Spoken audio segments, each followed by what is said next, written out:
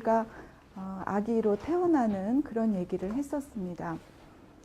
우리 여성들 중에 혹시 아기 낳으신 분은 입덧 안 하신 분 계십니까? 네. 입덧을 또 많이 하거든요. 아기를 가지면.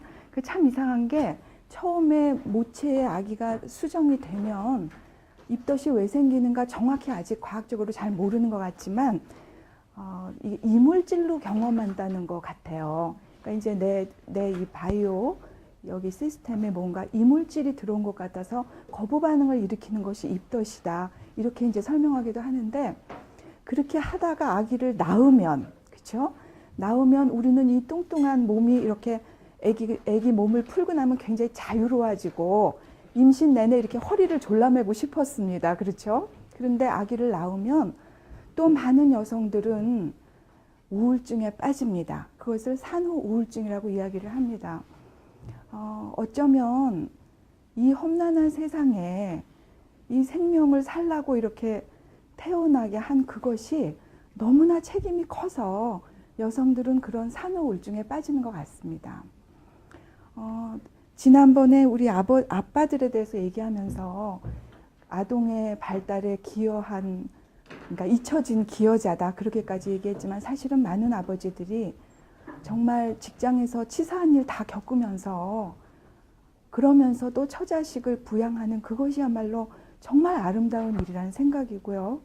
또 어머니들이 그 생명을 태어나게 하고 죄책감에 때로는 많이 휩싸이긴 하지만 그 자녀를 위해서 수고하는 그거야말로 정말 아름다운 일이라는 생각입니다.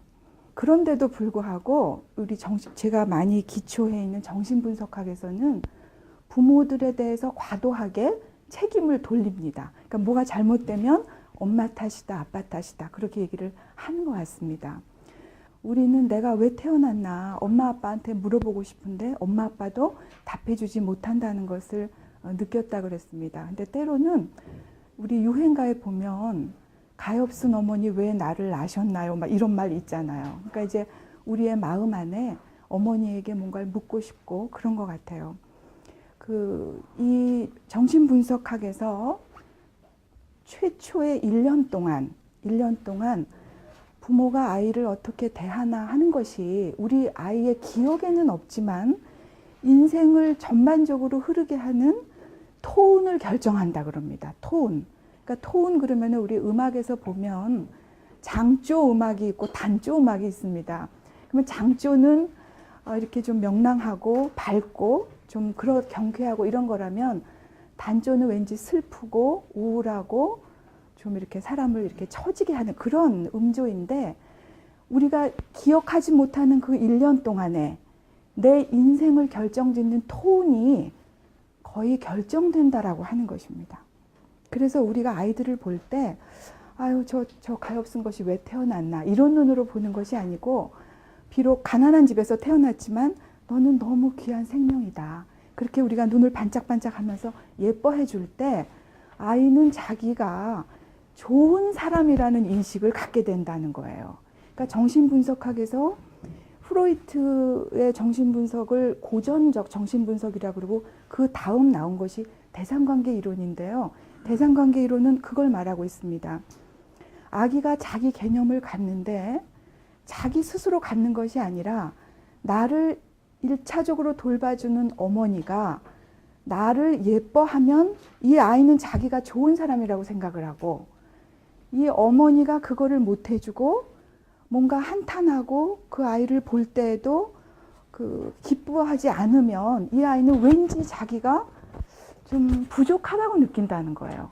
그러면 일생 내내 뭐 부족한 게 하나도 겉으로 볼 때는 없어도 왠지 일생 내내 그 음조가 단조같이 늘 우울하고 뭔가 좀 죽고 싶고 왜 이렇게 꼭 살아야 될까 그런 부담을 가지는 것인지도 모르겠습니다. 자, 오늘은 청소년기하고 성인 초기를 이제 들어갑니다. 어느 나라나 어느 문화나 보면 남성들의 경우는 성인식이 있습니다.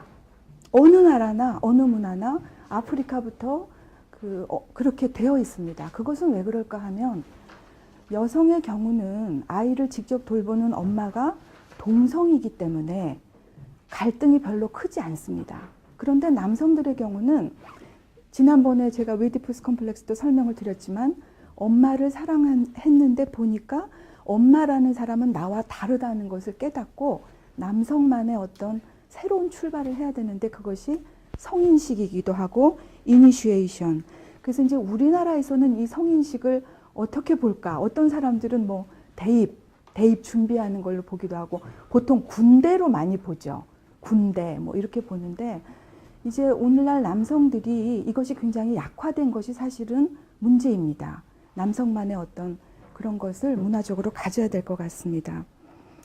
그 세 번째 보면 인간의 비극은 소셜 클락과 바이올로지컬 클락이 다르다고 하는 것이다. 그렇게 얘기를 했습니다.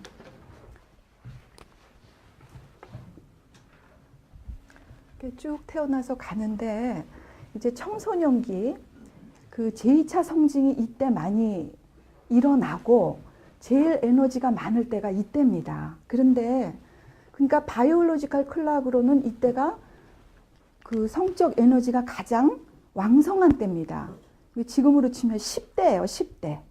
그런데 우리의 사회적 시간은 이 훈련을 받고 하다 보면은 결혼을 할 수 있는 나이가 과거에는 20대 중반쯤 됐죠. 한 대학 졸업하고 취직하면 그래도 20대 중반에는 결혼을 했으니까 한 10년만 참으면 그럭저럭 살 수가 있었어요. 그런데 오늘날은 발달하면 할수록 이 훈련 기간이 점점 길어져요. 그래서 요새는 뭐 30에도 결혼을 안 하고 못 하고 30대 중반, 심지어는 40대까지도. 그러니까 특히 남성들의 경우는 이 생물학적 시계와 사회적 시계가 너무나 다른 것이 인간의 비극입니다. 그래서 이런 것들을 연구 많이 하신 분들이 부모님들에게 어떻게 강의하냐면 자녀들을 빨리 결혼시키십시오. 그렇게 얘기를 하세요. 그러니까 이제 과거의 조선시대에는 10대 초반인 남성이 후반인 여성과 결혼을 했습니다. 그럼 이제 성적인 갈등이 훨씬 적은 거죠. 근데 오늘날은 그렇게 할 수가 없습니다. 그래서 청소년기를 무슨 시기라 그러냐면 이 시기를 뭐라고 부르냐면 뭐라고 부르겠습니까? 네, 성적 실업자라고 부릅니다. 성적 실업자. 성적으로는 인플로이가 안 된 거예요. 네. 공식적으로는 실업자예요. 비공식적으로는 취업이 해 있는지도 모르겠습니다. 예, 공식적으로는 실업자예요. 그러니까 이게 바이올로지컬 클락과 이게 너무 안 맞다 보니까 유일하게 인간이 안 맞는 거죠. 그러다 보니까 비공식 세계가 많이 발달을 하는 것 같습니다. 네. 그러니 뭐라고 할 수도 없는 거죠. 뭐 어떻게 살라는 얘기입니까? 그렇죠? 그래서 이제 결혼을 빨리 시켜라. 근데 결혼을 빨리 시킬 수가 없습니다. 오늘날은 독립을 할 수가 없습니다. 제가 지지난주인가 어디 결혼식을 갔다 왔는데요. 35인가 6대는 남성인데 전혀 돈벌이를 못합니다. 그래서 제가 볼 때는 이제 부모님한테 의지하면서 출발을 시작을 한 것이죠. 오늘날 이런 것이 굉장히 큰 문제가 되는 것 같습니다. 우리 청소년들 또 성인 초기인 남성 여성들은 성적 실업자이기 때문에 그 고통은 말로 할 수 없는 거예요. 그렇죠? 우리가 그거를 이해를 해야 될 것 같습니다. 그 중학생이 쓴 맨 끝에서 두 번째 보면 부모님께서 아프셔서 병문안을 갔다. 근데 시간을 미처 보지 못해서 학교를 지각하였다. 선생님이 다짜고짜 앞에 나와 엎드리라고 하였다. 나는 내 사정을 얘기하려 했는데 선생님은 됐어 라면서 벌을 주셨다. 그날 그 시간 선생님의 생각도 지각을 한 것 같다. 예. 이렇게 고상하게 표현을 했지만 우리가 이제 그 아이들의 말을 듣지 않고 들어도 믿지 않죠. 거짓말 한다고 생각하고 핑계 댄다고 생각하고 이제 이 부스러기 편지를 제가 가끔 보는데 거기서 이제 인용을 했습니다. 자, 그다음에 성인 초기에 옛날 같으면 결혼을 했기 때문에 제가 이제 심리적 통장이라는 것을 거기다 써놨습니다. 자, 심리적 통장이란 무엇일까요? 우리가 오늘날 자본주의 사회다 보니까 뭐든지 이렇게 통장으로 생각을 하면 굉장히 이해가 쉽습니다. 통장으로 이해를 하면. 그러니까 심리적 통장이란 것은 부부 관계도 예를 들어서 내가 남편과 아주 좋은 시간을 많이 갖고 그렇다 그러면 그거는 플러스의 숫자가 쌓이는 것과 똑같다는 얘기입니다. 그런데 싸우고 또 뭐 갈등이 심하고 그러면 마이너스의 숫자가 더 많이 늘어난다는 것이죠. 그래서 결국은 이 맨 마지막 밸런스가 마이너스가 될 때도 있겠죠. 너무 많이 갈등이 심하면. 그래서 이제 결국 인간관계도 이렇게 퀄리티 타임을 갖고 배려해주고 공감해주고 선물을 주고 이런 것들을 많이 하면 플러스가 많이 쌓이는 것 같고 갈등하고 화내고 가출하고 그렇게 폭발하고 그럴 때는 마이너스가 쌓이는 것 같다. 이제 그래서 심리적 통장으로 우리 부부 관계를 이해할 수도 있다. 이렇게 해서 이제 적어봤습니다. 자, 청소년기, 사춘기를 보겠습니다. 그 맨 앞에 있는 것이 그 에릭슨이 말하는 과업이에요. 에릭슨 그러면 어떤 것이 떠오릅니까? 에릭슨 그러면 정체성이란 말이에요. 아이덴티티. 그러니까 에릭슨이 이 평생을 자기 정체성으로 고민한 사람입니다. 우리 인간은 평생 동안 나는 누구인가로 고민을 하는데 이 정체성이란 말을 에릭슨이 아주 중요하게 이제 다루었고 에릭슨 자체도 평생을 정체성으로 씨름한 사람입니다. 그런데 평생 동안 씨름을 할지라도 나는 대략 이런 사람이구나 하는 감각이 언제쯤 생길까요? 나는 이런 사람이구나. 나는 이런 거를 좋아하고 이런 걸 싫어하고 나는 어떤 성격이고 이런 사람이다라는 것이 대략 언제쯤 생길 것 같습니까? 청소년기에 생겨요. 그래서 우리로 치면 한 15세 정도, 중2, 중3 정도에 나는 이런 사람이구나라는 것이 생긴다고 합니다.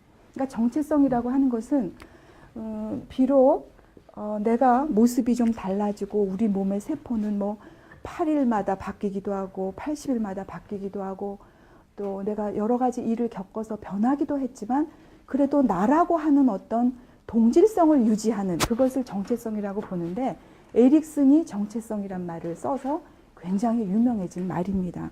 그래서 이제 이게 바로 그 청소년기의 주제고요. 그 사회인지 발달로 넘어가 보면 10대 청소년들은 자의식이 강하다. 그래서 상상의 청중을 상징하면서 모든 사람이 자기를 쳐다본다고 생각합니다. 모든 사람이 자기를 쳐다본다고 생각해서 막 이제 자기 멋도 내고 이렇게 돼 있는데 오늘날은 어쩌면 이 상상적 청중이 모든 연령대까지 확산된 문화라는 느낌입니다. 그러니까 이런 어떤 이 문화적 매체나 이런 것이 발달해서 누구나 다 이런 걸 상상하고 특히 요새 보면은 뭐 카카오 스토리라든지 카카오톡 뭐 또 뭐예요 여러 가지 페이스북 이런 걸 통해서 자기 것을 올려놓고 이 사람들이 나에게 어떻게 반응할까 그런 어떤 데 사로잡혀 있는 그런 시대다 이렇게 봅니다. 그러나 그전에는 10대들이 이게 강하다고 보았습니다. 10대들이. 그래서 매일 아침 거울을 보면서 막 자기를 꾸미고 이런 것이 10대 때는 정상이지만 70된 사람이 거울 보고 매일 그러면 굉장히 나르시시스틱하다. 그렇게 했음에도 불구하고 오늘날은 모든 사람들이 그럴 수 있는. 제가 신문에서 봤더니 어떤 여자 스님께서 어디 갈 때 거울 보면서 막 이렇게 하신다 그러더라고요. 여자 스님께서. 그러니까 이게 어떤 본능처럼 우리가 타인을 의식하고 내가 어떻게 비춰질까 이렇게 이제 느끼는 것 같습니다. 자, 지난번에도 말씀드렸지만 자녀들이 어릴 때는 엄마 아빠가 때려도 울면서 엄마 그러고 도로 매달립니다. 왜 그런다 그랬어요? 엄마 아빠가 없으면 자기는 굶어 죽을 걸 뻔히 아니까. 그러니까 자기의 생존 기반에게 잘 보여야 되고 매달립니다. 그런데 사춘기 때는 힘이 생겨가지고 이때부터 반항을 한다 그랬습니다. 그래서 그때 드러난 문제는 빙산의 일각이다. 이미 상당히 모르는 부분들이 있어요. 그래서 이제 어머니들 보면은 우리 아이 가방을 몰래 뒤졌는데요. 그래서 깜짝 놀라서 어머 몰래 뒤지셨어요. 그거를 문제시 삼는 부모님들이 별로 안 계십니다. 근데 몰래 뒤지는 건 반드시 문제예요. 그 걔한테 옛날 같으면 편지도 찢어보고 요새로 치면 부인이 남편 휴대폰을 뒤져보고, 이거는 다 절도예요, 절도. 절도라 그래야 되나요? 그 위반이죠, 위반. 그 사람의 허락 없이 하면 안 되는데 아무 문제의식이 없이 이렇게 일기를 뒤져보고, 뭘 뒤져보니까, 가방을 뒤져보니까 뭐 담배가 하나 나왔다. 그러면서 이 엄마는 어떻게 믿고 싶냐면 얘가 어쩌다 하나만 피웠을 거다. 아니에요. 그 빙산의 일각이라고요. 그게 하나 나왔을 때는 훨씬 더 많은 일들이 그 밑에 있다는 거를 봐야 되는데 그렇게 믿고 싶은 거죠. 청소년들이 힘이 있어서 이때는 이제 부모에게 반항하지만 놀라운 것은 여전히 부모와 가족이 굉장히 중요합니다. 이때에는 양면성이 있습니다. 독립적 측면이 있고 의존적 측면이 있고. 그런데 이 가족관계가 제대로 되면, 다시 말해서 지금까지의 가족관계가 제대로 되면 큰 문제가 없습니다. 그런데 아이가 문제가 될 때에는 그동안의 관계 맺음이 잘 안 됐기 때문에 그때 터지는 거라고 봐야 됩니다. 예를 들어서 굉장히 잘 큰 아이가 이제 좋지 않은 친구를 사귀어서 이상한 데를 갔다. 그러면 제대로 잘 큰 아이 같으면 한 번 갔을지라도 아, 이것은 제대로 된 것이 아니구나라고 판단할 수가 있습니다. 그런데 그동안 그렇지 않아도 집이 싫었고 나를 좋아해주는 사람이 엄마 아빠 다 아닌 것 같고 늘 인정욕구와 사랑욕구에 메말랐던 사람이 거기 딱 가서 보면 이것이 바로 내가 찾던 것이구나 라고 하면서 빠지기 쉽습니다. 그게 성이든 깽단이든 뭐 그런 문화든 간에, 왜냐하면 그들은 그것을 똘똘 뭉치기 위해서 굉장히 잘해줍니다. 그 의리라고 하는 것은 우리들의 의리를 뭐 감히 할 수 없는 정도로, 그렇기 때문에 그곳에 가면 이곳이 좋사오니 그러고 머무르게 되는 거예요. 그러니까 그런 판단을 우리가 너 이럴 땐 이렇게 해라 라고 말로 해서 되는 것이 아니고 그동안 관계 속에서 이 아이에게 얼만큼 단단한 정서적인 기반을 주었는가가 문제다라고 하는 것이죠. 제가 이제 애착 이론 하면서 이제 특히 엄마가 아이하고 처음에는 조금 떨어져 있고, 그렇지만 점점 이제 떨어져 있어서 사실은 끈이 이렇게 있다가 나중에는 이 끈이 이제는 우리는 보이지 않는 끈으로 연결돼 있어서 어쩌면 평생 동안 우리는 엄마를 생각하면서 살는지도 모릅니다. 평생 동안. 그 데미안에 보면 당신은 어머니 없이 죽을 수 있습니까? 이런 말이 있다 그럽니다. 이 세상에 나를 태어나게 한 어머니, 또 살면서 내내 엄마가 나에게 했던 말, 엄마라면 이때 어떻게 할까, 이런 것들을 하나의 참조 체계처럼 우리는 가지고 가는데 죽음의 순간까지도 그러는지도 모릅니다. 끈은 이제 보이지 않지만 엄마가 해주었던 이 머더링의 퀄리티가 내 안에 내면화되어서 이제는 엄마가 없어도 내가 안전하고 안정되게 살 수 있다. 그것이 애착 이론의 아주 핵심입니다. 이 안전 기저가 딱 서 있으면 이 아이는 이 세상에 호기심이 많아서 저 곤충은 왜 저렇게 생기고 왜 저렇게 나를까, 쟤는 왜 저럴까, 그런 것들을 알고 싶어 하는 것이 바로 공부에 해당되는데, 이것이 안 돼 있고 이 아이가 그냥 공부를 잘하기만 해서는 안 된다는 얘기예요. 뿌리가 여기 있다는 얘기죠. 뿌리가. 그래서 이제 이 탐색을 할 수 있게 돼 있는데, 아이가 어릴 때는 조금 탐색하다가 탁 엄마를 체크해보고 엄마를 보기도 하고 그러다가 나중에는 완전히 독립을 하지만 그래도 부모가 가졌던 어떤 도덕적인 기준이라든가 부모가 가졌던 큰 틀이 내 안에 여전히 남아 있습니다. 그 가족적 특성이.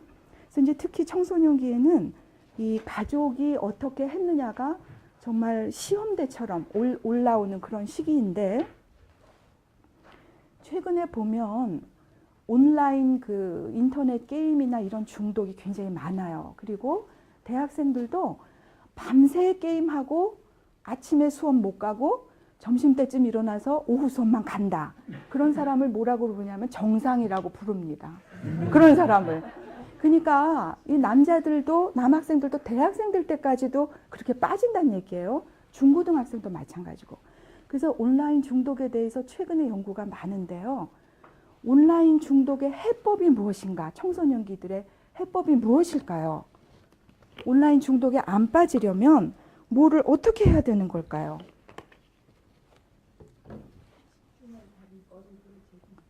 집중할 다른 거리를 제공해 준다. 그렇죠? 온라인 그 중독에 빠지는, 이미 빠졌을 적에는 이 가족 관계로부터의 지지가 약하다고 봐요. 그러니까 외롭거나 내가 부모로부터 충분한 인정을 받지 못하거나 학교에서 충분히 인정받지 못하면 거기에 빠지게 돼 있어요. 그래서 온라인이든 뭐든 청소년 문제의 상당한 부분이 해법이 무엇인가? 가족관계입니다. 놀랍도록. 가족관계고 온라인의 해법은 오프라인입니다. 그러니까 실질적으로 사람을 만나고 뛰어놀고 무엇을 직접 경험하고 이것이 해법이 되는 것입니다. 이제 온라인의 문제는 그러니까 가상 속에서만, 우리가 판타지라는 게 꼭 나쁜 건 아니겠지만 이 실생활이 없이 그쪽으로만 갈 때 균형을 잃게 되는 것 아닌가 이렇게 생각을 합니다. 자, 이성관계 보면 요새는 사춘기가 초등학생으로 내려갔다 그랬죠. 그래서 3, 4학년 되면 부모님들이 우리 애는 순진해서 아무것도 몰라요. 아무것도 몰라요. 그런데 천만의 말씀이요. 다 알아요. 다 알아요. 그리고 심지어는 그것도 내려왔다 그랬잖아요. 실제로 첫 경험을 하는 것도 내려왔다. 이제 그렇게까지 지금 되어 있어서 초등학생이든 중고등학생이든 굉장히 이성관계가 중요한데, 지금 그 대입의 압력, 그 다음에 겉으로 드러나서 자리 잡고 있는 유교 문화가 이 이중적인 것을 형성하고 있는 게 우리 사회 문화의 큰 특징이에요. 겉으로 볼 땐 부모님한테 효도해야 되고 역할을 해야 되고 속으로는 이게 싫고, 이게 이중적이란 얘기죠. 그래서 이 고등학생들이 대입에 압력 받는 것은 굉장히 큽니다. 그래서 저희 때는 어땠냐면 이제 중고등학교 때 공부를 해서 대학을 들어갑니다. 그렇죠? 그런데 정체성이 에릭슨에 의하면 15세 정도에 나는 이런 사람이구나. 그런 게 생기고 이걸 알기 위해서라도 실험을 합니다. 뭐 음악도 해봤다가 공부도 해봤다가 어디 나가서 아르바이트도 해봤다. 이렇게 실험을 하다가 대학교 들어가서 이게 내 길이구나. 사회학이 내 길이구나. 그러면 거기서부터 열심히 몰두를 해서 쭉 간다면 서양 사람들은, 우리나라 사람들은 중고등학교 때 과외하고 밤새 공부하고 학교 가서 졸고 이러다가 대학을 딱 들어가서 대학교 때가 사춘기였습니다. 저희 때만 해도 대학교 들어가서 비로소 내가 도대체 뭔가, 이건 내가, 어떤 사람은 공부를 잘하기 때문에 자기가 좋아하는 거를 못 갑니다. 공부 잘하는 사람은 무조건 법대 의대를 보냈었어요, 과거에는. 그러면 왜 하고 많은 사람이 다 그게 적성이겠습니까? 아니죠. 그럼에도 불구하고 그렇기 때문에 공부를 못하는 사람이 오히려 자기 적성을 찾기가 쉬웠습니다. 그래서 가보고 나니까 이건 아닌 것 같다 하고 방황을 합니다. 그때가 이제 사춘기 혹은 정체성 실험기라고 볼 수 있다면, 제가 최근에 대학생들하고 얘기해 본 바에 의하면 이거는 너무나 오래된 얘기입니다. 이제는 어떻게 되겠어요? 들어가자마자 학점 때문에 이렇게 원래 그 정 교수님들이 오랫동안 연구해서 어렵게 하는 강의들은 인기가 없고요. 점수 잘 주는 강의. 그래서 학점 따야 되고 그 다음에 스펙 쌓아야 되고 그런 거예요. 제가 식당에서 밥을 먹는데, 학생 식당에서 그 학생들이 얘기를 하고 있는데 그중에 한 남학생이 나 요새 아르바이트 6개 뛴다는 거예요. 그러니까 야, 너 그러고 어떻게 사냐 그랬더니 자기가 뭐 일을 저질렀대요. 뭐 비싼 컴퓨터를 사서 그 돈을 하려면 지금 6개 뛰어도 모자란다. 그렇게 하고 있어요. 그러니까 이제 등록금 문제 뭐 해서 아르바이트 하랴, 스펙 쌓으랴, 학점 좋은 것 따랴, 결국은 대학을 나와도 이상한 존재로 지금 돼 있는 거예요. 그래서 지금 분위기가 참 이상하고 저는 암울하다 이렇게 이제 느껴집니다. 자, 청소년기 정서를 보면 청소년기, 특히 중고등학생 때 여러분들께서 꼭 기억해야 될 부분이 있습니다. 그건 뭐냐면 청소년 비행이라고 그러죠. 비행. 그래서 뭐라 그러냐면 이렇게 뭐 가출하고 술 마시고 담배 피고 본드하고, 요새도 본드도 해요. 본드하고 뭐 어디 PC방 가서 뭐 살고 이런 사람들 보면서 청소년 비행이다. 쟤는 왜 저러나 이렇게 생각하는데, 청소년기에 이제 자기 그 에너지를 주체를 못하고 부모에 대한 반항으로 그러기도 하지만, 청소년기의 특징 중에 하나가 우울해도 그렇게 행동을 한다는 거예요. 자, 보통 때 우울하면 우리는 어떻게 하냐면 잠을 많이 자거나 혹은 잠을 못 자거나 밥을 많이 먹거나 못 먹거나 외출을 못 하거나 미친 듯이 돌아다니거나 뭔가 좀 극단적인 형태를 띱니다. 그런데 이때에는 비행으로 나타난다는 거. 그래서 내 사춘기 자녀가 그렇지 않던 아이가 요새 비행이다 그러면 얘가 나쁜 친구들하고 어울려서 지금 이상하게 됐다? 그럴 가능성도 없지 않으나, 중요한 것은 얘가 혹시 우울하지 않은가를 봐야 된다는 거예요. 이거는 굉장히 특징적인 이때의 일입니다. 그래서 청소년들이 우울할 때 그렇게 공격적이거나 비행으로 나타날 수 있다는 것을 꼭 기억을 하셨으면 좋겠습니다. 특히 뭐 범죄 이런 것들. 자, 약물은 왜 사용하나? 첫 번째는 이제 호기심이고, 요새는 영화에 담배 피우고 이런 게 별로 없어요. 근데 예전 영화들 보면은 그 뭐 말보로 담배 싹 이렇게 피우고 있으면 너무 멋있어가지고 저렇게 하고 싶고, 그쵸? 괜히 멋있는 거예요. 이제 호기심으로 해보기도 하고. 그 다음에 부모의 모델링. 예를 들어서 아빠가 담배를 많이 피우신다 그러면 그 아들은 그거 보고 훨씬 쉽게, 술도 마찬가지고 집에 늘 술이 있다 그러면 그 아이는 훨씬 쉽게 접근할 수 있다는 얘기입니다. 또래의 압력. 야, 우리 중에 너만 안 해봤어. 이러면은 왠지 내가 너무 CC 같은가 해서 해볼 수도 있고, 그 다음에 부모 및 사회 규범에 대한 저항, 문제로부터의 도피, 자기인식과 초월, 이런 어떤 목적으로 우리는 해본다 그럽니다. 그 물질에는 알코올도 있고 담배, 본드, 마리화나 뭐 여러 가지 것들 이렇게 있습니다. 마르샤의 정체성 지위 이론, 그거는 제가 좀 설명을 드리려고 합니다. 아까 에릭슨이 정체성이라는 것을 말했다고 했는데, 에릭슨은 단순히 정체성을 가지고 평생 동안 이제 씨름하는데 정체성이 대략 청소년기에 정립이 된다, 그렇게 이제 이야기를 했습니다. 그런데 마르샤라는 사람이 이것을 조금 더 발전을 시켰습니다. 그래서 거기 보면은 위기의 차원이 있고, 또 하나는 뭐 커미트먼트를 우리말로 뭐라 그래줄지 모르겠지만 잠깐 뭔가를 찾아서 실행하는 차원이 있습니다. 그래서 보면 위기가 있느냐 없느냐는 무슨 얘기냐면, 내가 내 정체성이 과연 이대로 좋은가를 위기의식을 가지고 씨름한다는 얘기입니다. 위기의식이 있느냐 없느냐, 그것이 예 아니오가 돼 있고, 실제로 어떤 것을 골라서 거기에 실행을 하느냐 아니냐도 예 아니오가 있어서 4개의 차원이 나옵니다. 그렇죠? 그래서 제가 이제 제일 먼저 말씀드릴 것이 Identity Foreclosure입니다. Foreclosure. 이거는 뭐냐면 우리말로는 정체성 조기 종료. 정체성 위기가 없고 무언가를 실행을 한다는 얘기입니다. 그것은 쉽게 얘기하면 아까 제가 공부 잘하는 사람은 아무 생각 없이 법대 가고 의대 간다 그랬습니다. 그래서 내가 이게 맞는지 어쩐지 위기를 안 가지고 아빠가 의사니까 너 의사 되라. 그래서 의대를 갔다는 얘기예요. 그래서 의학 공부를 해서 의사가 됐습니다. 그것이 정체성 조기 종료예요.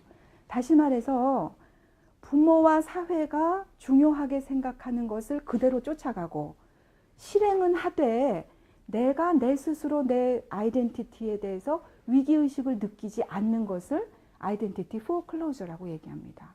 어떤 건지 그림이 그려지세요? 네. 그래서 우리나라 사람들 중에 이게 많아요. 제가 볼 때는. 그러니까 아이가 저는 뭐 음악을 하겠습니다. 뭐 배우를 하겠습니다. 그러면 대부분 부모님들이 뜯어 말립니다. 왜? 밥 먹고 못 산다는 거예요. 너 그러다 밥 굶어 죽는다. 그래서 말리죠. 그런데 이 아이는 씨름을 하고 싶은 건데 그 기회를 절대 못 줍니다. 그러니까 우리 사회가 빨리빨리이기도 하고 불안의 사회여서 이렇게 마냥 실험하고 있는 것을 기다릴 수가 없습니다. 그래서 제일 좋아하는 게 누구냐면 아이덴티티 포어클로즈인 사람. 우리식으로 따지면 엄친아 같은 사람들. 그렇죠? 그런데 그러면 위기의식을 느꼈는데 아직 무언가를 찾지는 못한 사람들이 있습니다. 예를 들어서 제가 아까 말했을 때 내가 대학은 성적에 맞춰서 뭐 사회학과에 왔다. 근데 내가 있어 보니까 사회학이 이게 영 내가 생각한 학문이 아니다. 그러면 이건 내가 이걸 해야 되는지 말아야 되는지. 그래서 대학생 때 일단 휴학을 하고 뭐 워킹 할러데이를 갈 수도 있고 군대를 갈 수도 있고 뭐 해외여행을 갈 수도 있고 아르바이트를 할 수도 있고 일단 취직을 할 수도 있고 여러 가지를 실험을 해봅니다. 그것을 갖다 뭐라고 부르냐면 위기의식은 있지만 아직 실행할 것을 찾지 못한 상태. 그것을 아이덴티티 모라토리엄이라고 불러요. 그러니까 원래 모라토리엄은 지불 유예잖아요. 유예. 정체성을 지금 유예하고 있다. 이렇게 보고 있습니다. 위기의식도 없고 커미트먼트도 없고 이것이 제일 이제 문제되는 거겠죠. 아이덴티티 디퓨전. 이것이 뭐 우리로 치면 범죄나 중독자나 뭐 실업자나 이런 사람들. 그러면 가장 바람직한 것은 내가 위기의식을 느끼고 또 내가 무언가를 찾아서 실행도 하는 그것이 바로 정체성 성취입니다. 정체성 성취. 그런데 재미난 것은 우리나라 사회에서는 커미트먼트가 있는 것을 좋아합니다. 그러니까 아이덴티티 어치브먼트나 아이덴티티 포어클로저를 좋아합니다. 그렇죠. 뭔가 지금 하고 있다는 거를 이렇게 쳐주는데 이 마르샤는 위기 차원을 중요하게 생각했습니다. 자기가 위기의식을 느껴서 찾느냐 마느냐를 중요하게 생각했기 때문에 마르샤가 중요하게 생각하는 차원은 아이덴티티 어치브먼트나 모라토리엄이에요. 굉장히 이게 어떤 재미난 그 차원이 되겠습니다.